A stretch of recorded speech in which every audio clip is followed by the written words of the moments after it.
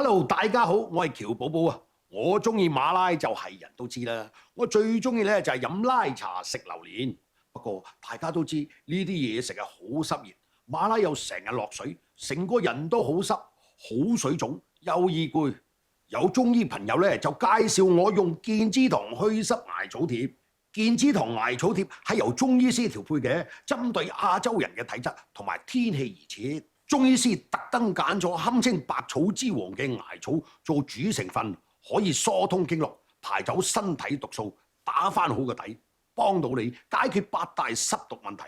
唔單止去水腫，仲有效改善皮膚濕敏、舒緩關節濕痛、消除疲勞。比起市面上其他足貼，大部分都淨係得竹醋，只係單純吸濕。但係咧，健之堂祛濕艾草貼有黃金祛濕成分，同時通經絡、去濕毒，將身體 reset。無論係成分定係功效，都係祛濕界嘅王者。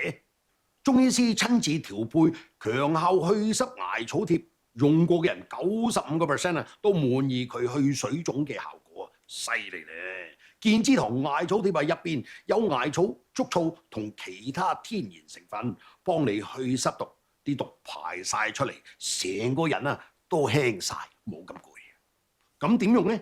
中醫建議一開始頭14日喺腳底各貼2塊艾草貼，覆蓋多啲嘅穴位，每晚用去濕毒效果先最有效。之後變翻日常保健就貼一塊喺腳底中間就 OK 啦。想瞓好啲嘅朋友可以喺頸後再貼一塊甜穗艾草貼咧。